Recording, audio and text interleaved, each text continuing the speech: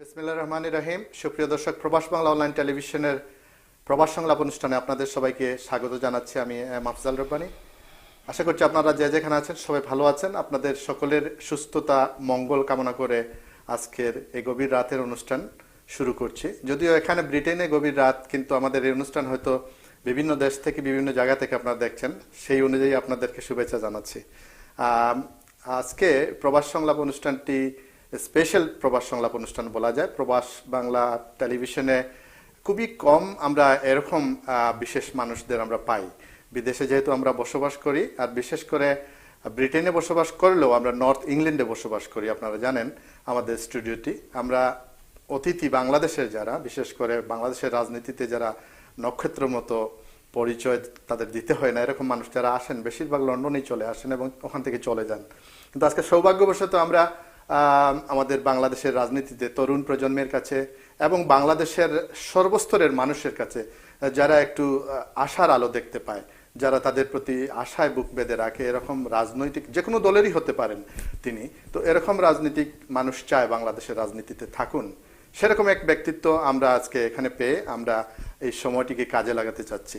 আমি দীর্ঘায়িত করব না, আমি তার অনেক ব্যস্ততার মধ্যে আমাদেরকে সময় দিচ্ছেন, আপনাদেরকে বলে দেই আমি বিলম্ব না করে। তিনি হচ্ছেন সবার পরিচিত বাংলাদেশের রাজনীতিতে অত্যন্ত এক সম্ভাবনাময় ব্যক্তিত্ব, আমার পার্সোনালি প্রিয় ব্যক্তিত্ব, জনাব আন্দালিব রহমান পার্থ। ব্যারিস্টার আন্দালিব পার্থ, আপনাকে স্বাগত জানাচ্ছি। Thank you so much for the sweet words. আর সবাইকে ধন্যবাদ। আসসালামু আলাইকুম। কেমন আছেন আপনি? আলহামদুলিল্লাহ। ওকে, আজকে আমাদের স্টুডিওতে আপনাকে পেয়ে আমরা প্রবাস বাংলা টেলিভিশনের পক্ষ থেকে আবারও কৃতজ্ঞতা জানাচ্ছি।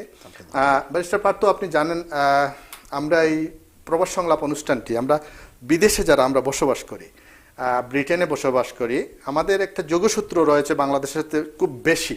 হ্যাঁ, প্রবাসীদের সবারই আছে বাংলাদেশের সাথেই, কিন্তু ব্রিটেনের একটা বড় ব্যাপার রয়েছে। আমরা বাংলাদেশের স্বাধীনতা পূর্ব থেকে শুরু করে স্বাধীনতা উত্তর, মুক্তিযুদ্ধ এবং স্বাধীনতা উত্তর এবং এখনকার বাংলাদেশ, গোটা সময়টাতে কিন্তু প্রবাসীরা বাংলাদেশের দিকে কন্ট্রিবিউশন এবং মুক্তিযুদ্ধ যেটুকুই বলেন আপনি, আমাদের দুর্যোগ দুর্বিপাকে আমরা কষ্ট পাই, আমরা যখন বাংলাদেশের কোনো শুভ সংবাদ পাই আমরা খুশি হই, সমান মানে বেশি হই, মনে হয় বাংলাদেশে যারা আছেন তার চেয়ে বেশি হই। তো সেই হিসেবে বাংলাদেশকে নিয়ে কথা হবে আপনার সাথে। আপনি ধরেন আপনার রাজনৈতিক ব্যাকগ্রাউন্ড, আপনি কোন পরিবার থেকে আসা, আপনার একাডেমিক ব্যাকগ্রাউন্ড, এগুলো জানার আর কোনো জানানোর দরকার খুব বেশি নেই। বাংলাদেশের মানুষ আপনাকে জানে, বাংলাদেশের মানুষ অনেক কিছুই প্রত্যক্ষ করছে। বেশ কিছুদিন হলো একটি নির্বাচন হয়ে গেল, নির্বাচন হলো কিনা সেটি একটা প্রশ্ন আপনার কাছে থাকতে পারবে আপনাদের ভাষায়, সেই প্রশ্নটি আমি করতেই পারি, পরে করবো। আপনি 4 দলীয় জোটে ছিলেন, আপনি 20 দলীয় জোটে ছিলেন, এখন আপনি জোটে নেই, কারণ কি? জোটে নেই না, এবং আরেকটা প্রশ্ন একসাথে করে নিয়ে আপনি বলে দিলেন। এবং বাংলাদেশকে যদি এই মুহূর্তের বাংলাদেশকে যদি আপনি একটু চিত্রায়িত করেন আপনার ভাষায়, যেমন বাংলাদেশে এখন শুদ্ধি অভিযানের নামে যা হচ্ছে, বা বাংলাদেশে এই বড় বড় মেগা প্রজেক্টের নামে যেগুলো হচ্ছে, বা উন্নয়নের দিকে বাংলাদেশ এগিয়ে যাচ্ছে, এই সমস্ত বিষয় নিয়ে আপনার ভাষায় বাংলাদেশকে একটু চিত্রায়িত করুন, আমরা একটু আমাদের দর্শকরা শুনবে। আপনি আগে যখন আমার কথা বললেন, আমি তো প্রথমে 4 দলীয় জোটে ছিলাম। 20 দলীয় জোট, যখন 4 দলীয় জোট 18 দলীয় জোট হলো, পরে আবার 20 দলীয় জোট হলো, পরে সম্পূর্ণতে ছিলাম প্রায় 20 বছর। তো পরে আপনারা তো জানেন যে ওই যে বিএনপি যখন সংসদে চলে গেল, তখন প্রথম থেকে কথা ছিল তো যাবে না। আমি পার্সোনালি আমার দল আমরা মনে করছিলাম যে এই অবৈধ সংসদকে অবৈধ বলার নৈতিক অধিকারটা অক্ষুণ্ণ রাখাটা অনেক ইম্পর্টেন্ট সামনের রাজনীতির জন্য।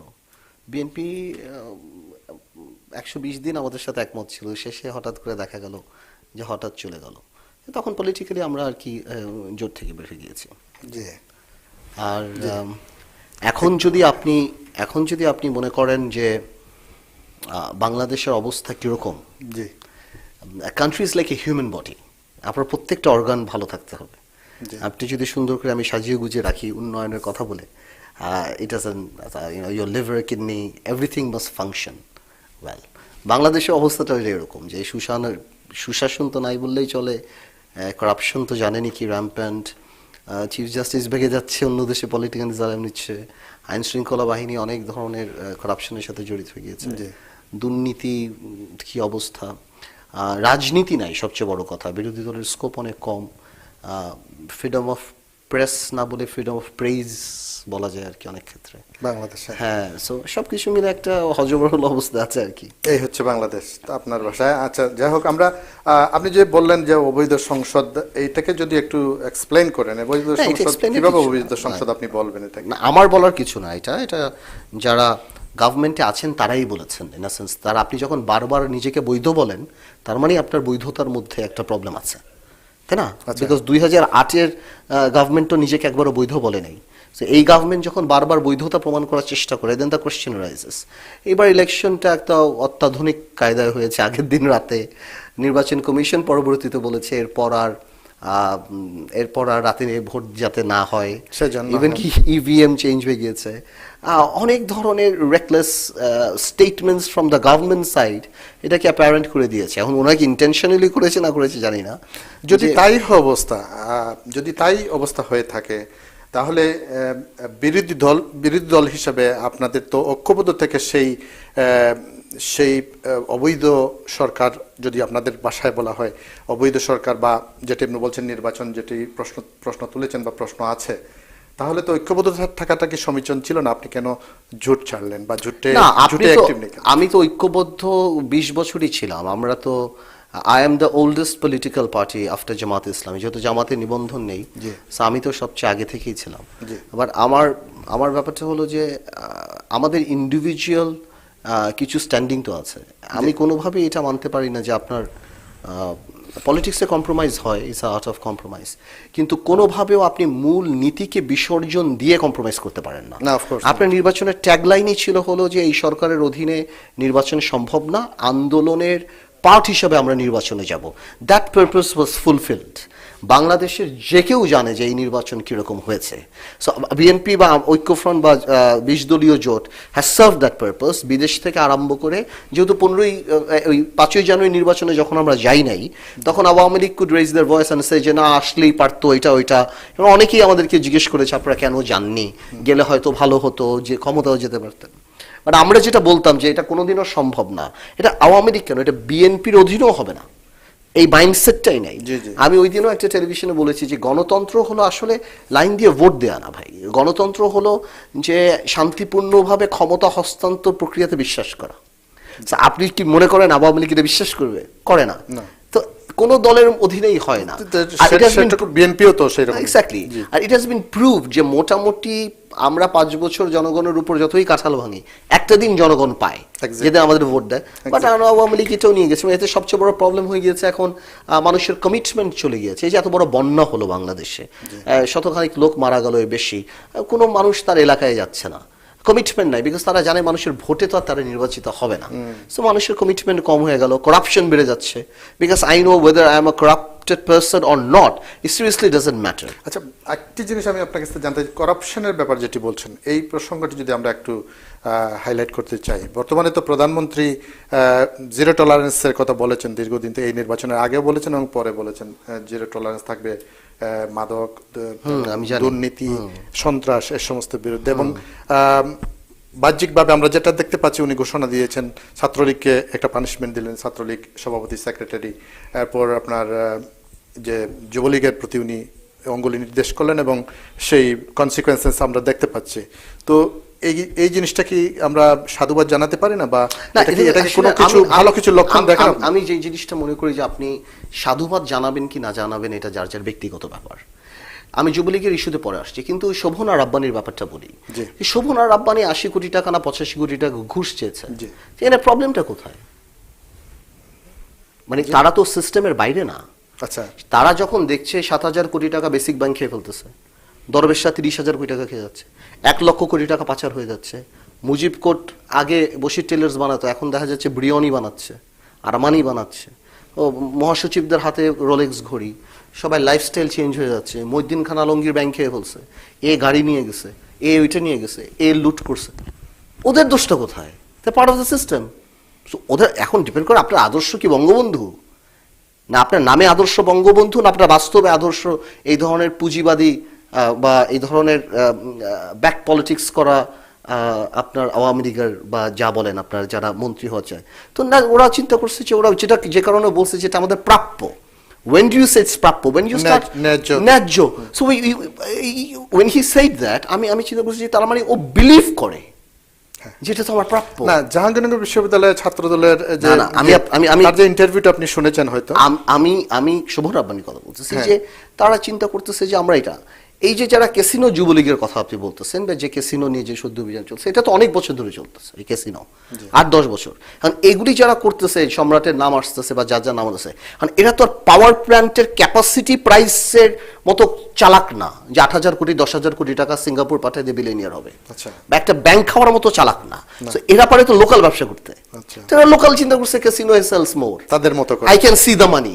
এক্স্যাক্টলি। যারা বিদ্যুৎ প্লান্টের ক্যাপাসিটি বৃদ্ধি করে তারে তারে টাকা নেয়, বিদেশে টাকা নিচ্ছে ওটা বাড়ায় দিয়ে পিটিবি বা Sophisticated way. White collar corruption. হ্যাঁ, ব্যাংক খালি করে ফেলতেছে, 1 লক্ষ কোটি টাকা সিঙ্গাপুর পাচার হচ্ছে, এটা তো ওরা বুঝতেছে না, ওরা শুনতেছে, এন্ড দে বিকাম গ্রিডি। আমরা কি করব? So let's make a casino here. So innovative way they ওরা তো সিস্টেমের বাইরে না। আর আপনি শুদ্ধ any cleansing, I am for any cleansing of corruption, but আপনি যদি কন্ট্রোভার্সিয়াল ড্রাগসের এগেনস্টে করাপশন, ইয়াবা বদি ঘুরতেছে, is the Pablo Escobar of the country, he is the Colombian Pablo Escobar of the country, তার ওয়াইফ মেম্বার অফ পার্লামেন্ট।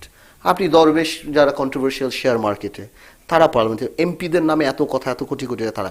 আপনি যদি ছোট বলে না যে আপনি যদি কুমির মারার জন্য নদী সেচ করেন, ছোট মাছ মরে যাবে, কারণ কুমির তো ডাঙায়ও থাকে, তাই না? সো এই কুমিরা ডাঙায় থাকতেছে আর এদেরকে হচ্ছে, আর জনগণ ক্যাশ টাকা দেখে মনে হচ্ছে বাবা 200 কোটি 300 কোটি, কিন্তু 2 লক্ষ কোটি টাকা যে কোথা দিয়ে যাচ্ছে, আমার মনে হয় সেটা। আমার মনে হয় কি, আমি মনে করি এই গভর্নমেন্টটা তো পলিটিক্যালি ইলেক্টেড গভর্নমেন্ট না, এটা গভর্নমেন্টও জানে, no matter how many times they say that. এই গভর্নমেন্টেরই একটা সুযোগ আছে, হ্যাঁ, রোবাস্ট কিছু কাজ করার। এই আপনার যারা করাপ্টেড তাদেরকে হাই লেভেলের তাদেরকে সরাতে মানুষ কিন্তু অ্যাকসেপ্ট করে, অনেক কিছু অ্যাকসেপ্ট করে, দেখবেন। একটা ফোন আসছে, আমি একটু রিসিভ করি। জি, আসসালামু আলাইকুম। জি, কে বলছেন? আচ্ছা, সৈয়দ সাদেক, কেমন আছেন আপনি? জি, আপনি কি বলতে চাচ্ছেন? আমি একটু মাইকে নিতে হবে আমার সম্ভবত, বলেন আপনি। জি, আমি আজকের অতিথিকে সালাম জানাই ওকে। এবং উনার কাছে উনার বক্তব্য আমি শুনছি, তো উনার কাছে 2টা প্রশ্ন আমার। প্রশ্ন না, শুধু বলতে চাচ্ছি যে উনি বলেছেন ক্যাসিনোর ব্যাপারে বলছে। ক্যাসিনো তো আসলে শুরু হয়েছিল বিএনপির আমলে, মির্জা আব্বাস সাদেক হোসেন খোকারাই শুরু করেছিল 91 এর পরে। জি। তো এটা তো আসলে শুরু হয়েছিল, তখন বন্ধ হয় নাই, এটা মধ্যখানে বন্ধ হয়েছিল, আবার শুরু হয়েছে। তো এটা তো আওয়ামী লীগের শুরু করেছিল তারাই, ওনাদের আমলে, জোট সরকারের আমলে। প্রশ্নটি উনার কাছে। বিদ্যুতের ব্যাপারে যেটা ব্যাপার হচ্ছে যে বিদ্যুতের ব্যাপার নিয়ে বলছেন উনি যে বেশি টাকা বাড়ে। বিদ্যুতে তো আসলে দেশ স্বয়ংসম্পূর্ণ এবং খুব শীঘ্রই বাংলাদেশে বিদ্যুৎ হয়তো রপ্তানি করতে পারে, এই পর্যায়ে চলে যাচ্ছে। কিন্তু বিএনপির আমলে তো আমরা দেখেছি 4 দলীয় জোট আর 20 দলীয় জোটের আমলে যে খাম্বা বানিয়ে মানুষদেরকে বোকা বানানো হয়েছে, লক্ষ লক্ষ হাজার হাজার কোটি টাকা। এখন প্রশ্নটা কি উনার কাছে? আপনার প্রশ্নটা কি উনার কাছে? প্রশ্নটা হচ্ছে এই যে উনি তো আওয়ামী লীগের ব্যাপারে বলছেন, কিন্তু এইগুলা তো ক্যাসিনোর ব্যাপারটা তো আপনার বিএনপির আমল থেকে চলে আসছে, এটাই বলতে চাচ্ছি। বিএনপির আমল থেকে ক্যাসিনো চলে আসছে এবং বিদ্যুতে দুর্নীতি বিএনপির আমলে হয়েছে এবং বর্তমানে মানে এটা তো মানে সেই ব্যাপারে আন্দালিব পারতো কি বলেন সেটাই তো। ওকে, আন্দালিব শুনেছেন এবং আপনার প্রশ্নের উত্তর ধন্যবাদ আপনাকে ফোন করার জন্য। হ্যাঁ ভাই, অনেক বলছেন, ভাই অনেক কনফিডেন্টলি প্রশ্ন করছে। হ্যাঁ, বিএনপির আমলে অনেক কনফিডেন্টলি, কিন্তু ভাই আমার উত্তরে দুঃখ হয়ে যাবে। হ্যাঁ, আপনি যদি একটু বলেন নাকি যে এই ক্যাসিনোর ব্যাপারটা যেটা বলছেন। আমার কথা হলো যে ক্যাসিনো যদি মির্জা আব্বাস বা সাদেক হোসেন খোকা করেই থাকে তো 12 বছর মামলা করে নেই কেন? সেটাই তো ওনার প্রশ্ন। বিএনপি 12 বছর আওয়ামী লীগ মামলা করে নেই কেন? আজকে কেন আসতেছে কথা? সাদেক হোসেন খোকা আর মির্জা আব্বাসের নামে এত মামলা, এতবার জেল খাটলো, এত বছর আওয়ামী লীগ, 12 বছর। তো সম্রাট সাহেবের ক্যাসিনো দেখার পর মনে পড়লো যে সাদেক হোসেন খোকা এটা করে দিয়ে গেছে, তাই না? আপনার কথা হলো এই ব্লেম গেম যদি আপনি দিতে থাকেন তাহলে আর বাকি থাকবে কে? আর ভাই যেটা বললেন বিদ্যুতের কথা, ভাই দেখছেন বিদ্যুতের স্বয়ংসম্পূর্ণ, কিন্তু আপনি 100 টাকার সমস্যা যে 2000 টাকা দিয়ে খাচ্ছেন, ভাই ওইটা রিয়েলাইজ করে নাই। এটা তো 100% বিদ্যুতে বিএনপি কাজ করতে পারে নাই, বা বিএনপি যেটা করার ছিল সেটা বিএনপি করতে পারে নাই, ততটা করতে পারে নাই, যেটা রেজাল্ট, ইলেকশনের রেজাল্ট হয়ে গেছে। BNP paid the price. আপনি বিএনপি যে ভুলগুলি ধরছেন, এটা তো BNP paid the price. But উনি সাদেক হোসেন খোকা যে মির্জা আব্বাসকে একিউজ করলো, তো সাদেক হোসেন খোকা মির্জা আব্বাস আওয়ামী লীগ 12 বছর ধরলো না কেন? সেটি প্রশ্ন, তাই না? তো ইন দ্যাট কেস এটা একটা সবচেয়ে বড়, এটা পলিটিক্যাল কথা। আর বিদ্যুতের যে কথাটা বলছে, উনি বিদ্যুতের খবর নেওয়া উচিত ওনার। উনি যদি খবর নিলে উনি দেখতে পাবে যে পাওয়ার প্ল্যান্টগুলি যেগুলি আপনার কুইক রেন্টাল ছিল, সেগুলিকে কেন এক্সটেনশন করানো হয়েছে। এবং ওনার যে বড় কথা, উনি যেটা বলছে খাম্বা, উনি বাংলাদেশের সবচেয়ে বড় কাজ যে করে সামিট, সে বিলিনিয়ার হয়ে গিয়েছে সিঙ্গাপুরে, যে বাংলাদেশের বিদ্যুৎ ওখানকার শেয়ার মার্কেটে লঞ্চ করে। তো উনি ওনার এই সম্পর্কে হোমওয়ার্ক কম, তাহলে উনি বলতে পারতেন। এটা লিটারালি বিলিনিয়ার। তো ধরেন আমাদের কাছে তো সরাসরি এক্স্যাক্টলি হয়তো ওনার কাছে নাই। So, আমার মনে হয় যে আমি ওনার কথা না, বাট ওনার স্পিরিটের সাথে আমি একমত, যে ওনার স্পিরিটটা হলো যে BNP has done it. But আমার কথা তো বিএনপি হ্যাজ ডান ইট, এই কারণেই তো বিএনপি রেজাল্ট হয়েছে। বাট আমার তো দায়িত্ব এখন যে ইনকামবেন্ট গভর্নমেন্ট তাকে নিয়ে কথা বলা। ওরা দোষ করেছে বলে আমি সেই দোষটা আমার ইনকামবেন্ট করছে, বিএনপি গভর্নমেন্টে থাকলে আমি বিএনপি কে নিব। এক্স্যাক্টলি। আচ্ছা, এখন একটা জিনিস আমি আপনাকে সংক্ষিপ্ত করব আজকে, যেহেতু গভীর রাত, আপনি অনেক কষ্ট করে লন্ডন থেকে এখানে আসছেন, আবার আরেকটি প্রোগ্রাম আপনার রয়েছে। 20 দলীয় জোট জানলাম আমরা, 4 দলীয় জোটের ব্যাপারটা আপনি একটু এক্সপ্লেন করেছেন, বর্তমান বাংলাদেশের কথা বলেছেন। আগামীর কি চিন্তা ভাবনা আপনার? না, আপনি কি চিন্তা ভাবনা করছেন? আপনাদের মতো যারা তরুণ প্রজন্মের রাজনৈতিক ব্যক্তিত্ব বা রাজনৈতিক নেতা, আপনাদের যে দলই হন, তাদের কাছে কিন্তু সাধারণ মানুষের, বাংলাদেশের সাধারণ মানুষ কিন্তু ডিফারেন্টলি অনেক জিনিস দেখতে চায়। আমাদের প্রবাসীরা যারা, এরাও দেখতে চায় স্বচ্ছ সুন্দর পরিবেশের রাজনীতি। আপনাদের তো আমাদেরকে সাপোর্ট করতে হবে। আপনাদের আগামী আপনারা আমাদেরকে বলেন পার্থ ভাই, আপনাদের কাছ থেকে এক্সপেক্ট করি, এটা করি, কিন্তু ইলেকশনের সময় যে আপনারা 2টা মার্কা বেছে নেন, সো ইন দ্যাট কেস এখন সাধারণ ভোটার থেকে আরম্ভ করে আপনারা যারা আছেন, আপনাদেরকেও সচেতন হতে হবে যে you have seen the both political parties. আসলে আপনারা মিন করেন নাকি যে আমরা ইন্ডিপেন্ডেন্টলি দাঁড়িয়ে প্ল্যাটফর্ম করব? We are ready to give it time, 5 বছর 10 বছর 15 বছর, ডাজন্ট ম্যাটার। বাট এটা ডিপেন্ড করে আপনাদের কাছে বসো, আসলে কি আপনারা মিন করেন নাকি। আপনারা সাহায্য করলে আমরা অফকোর্স করতে পারবো, কিন্তু আপনারা আমাদেরকে বলবেন পার্থ ভাই আপনি ভালো কথা বলেন, আপনি জনগণের কথা বলেন, আপনি রাজনৈতিক নক্ষত্র, আপনার কথা খুব ভালো লাগে, কিন্তু আপনি কিন্তু বিএনপি করেন বা আওয়ামী লীগ করেন, আপনি আমার সাথে করবেন না। আপনি তখন ওই হার্ট দিয়ে চিন্তা করবেন, বঙ্গবন্ধুর কথা চিন্তা করবেন, জিয়াউর রহমান সাহেবের কথা চিন্তা করবেন, এবং সেখানে চলে যাবেন। এবং এর কারণেই লালটু, পল্টু, বিচ্ছু, শামসু, ইয়াবা, বদি তারা বারবার আসবে। সো ইউ ডোন্ট ব্লেম আস। এখানে আপনার পরামর্শ কি? আমাদের পরামর্শ যে আপনারা বড় দলগুলোর থেকে শুদ্ধি অভিযান, আপনারা না, এখানে শুদ্ধি অভিযানের নাকি নতুন কোন প্ল্যাটফর্ম তৈরি হবে? না, আমি আমার যেটা কথা বলছি যে ভাই, আমি তো আমার দল গোছাচ্ছি সারা বাংলাদেশ, আমি চেষ্টা করছি যে ভালো ছেলেরা প্যাসিভ পলিটিক্স যাতে করে, বিকজ এখন পলিটিক্সের কথা চিন্তা করলেই মানুষ মনে করে হরতাল, মিছিল, মারামারি, হানাহানি, টেনে নামানো, সেটা। আমি মনে করি পলিটিক্স মানে এটা না। পলিটিক্স মানে that you are concerned about your country, and আপনি দেশকে সাপোর্ট করার ইচ্ছা আছে আপনার, আপনি সেটা অনুধাবন করেন, আপনি করতে চান। কারণ আপনার এই প্যাসিভ পলিটিক্সটা জনগণের কাছে দিতে হবে, আর হঠাৎ করে এই আগের ট্রেডিশনাল পলিটিক্স আমাদের জেনারেশন করতে চাবে না। জি জি জি, না, এটি আমি আমার প্রশ্ন উত্তরটা আপনার কাছে সঠিকভাবে আপনি দিয়েছেন। আমাদের সাথে অনেকেই আছেন যাদেরকে আমি হারিয়ে ফেলেছি। ওকে, সাজ্জাদুর রহমান ভাই দেখতেছেন, শামীম তালুকদার সহ আরো অনেকেই, ইসলামউদ্দিন, নাজিমউদ্দিন দেখতেছেন, নিক্সন চৌধুরী, অনেকেই সম্ভবত ওই ফোন কলটার কারণে আমার ইয়েগুলো চলে গেছে। আপনারা যারা আমাদেরকে দেখছেন, আপনাদের সকলকে ধন্যবাদ। যারা কমেন্ট দিয়েছেন পড়তে পারলাম না, বাংলাদেশের জাতীয় পার্টি বিজেপির চেয়ারম্যান জনাব আন্দালিব রহমান পার্থ আমাদের সাথে আছেন, এবং তিনি তার কথাগুলো তুলে ধরলেন আজকে সংক্ষিপ্ত এই প্রবাস সংলাপ অনুষ্ঠানে। তো প্রিয় দর্শক, আরো কোনো এক সময় হয়তো তাকে আমরা লম্বা সময়ের জন্য নিয়ে আসবো। আন্দালিব রহমান পার্থ, আপনাকে যদি একটি প্রশ্ন করি, ধরেন এই যে আপনি 4 দলীয় জোট থেকে বেরিয়ে এখন নিজের দল গুছাচ্ছেন, এটা আপনার নিশ্চয়ই সেই অধিকার আপনি করবেন, আপনার চিন্তা ভাবনা দেশকে নিয়ে আছে বলেই আপনি করবেন, সেটি আপনার দল জোটে থাকলেও আপনি দল গুছাবেন, জোটে না থাকলেও আপনি আপনার দল গুছাবেন। কিন্তু বৃহত্তর যে বাংলাদেশে বর্তমান সরকারের যে বিরোধী রাজনীতি, এই বিরোধী রাজনীতির কি ভবিষ্যৎ আপনি দেখছেন? আমি টোটাল যদি আপনি না, আমার মনে হয় আপনি যদি বিএনপি বা 20 দলের কথা বলেন বা ঐক্যফ্রন্টের কথা বলেন, আমার মনে হয় বিএনপি একটা রাজপথের দল।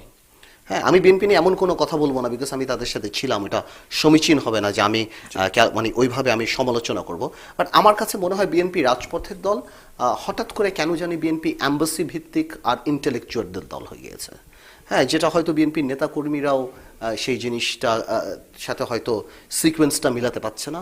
আন্দোলন করবে করবে বলে আন্দোলন হচ্ছে না, শুধুমাত্র হাইকোর্টের বারান্দায় আর অ্যাম্বাসির করিডোর ঘুরে ম্যাডামকে বের করার চেষ্টা বা এই করার চেষ্টা। But I don't know how strongly এটা মানে এটা কিভাবে বিএনপি সাকসেসফুল করবে, আমি এটা সরকারের যে অবস্থান, বেগম খালেদা জিয়ারকে জেলে রয়েছেন, তাদের ভাষায় সেটি হচ্ছে কোর্টের রায়ের মাধ্যমেই তিনি একটি মামলার কারণে তিনি জেলে রয়েছেন, এবং তাদের সেখানে কোনো হাত নেই।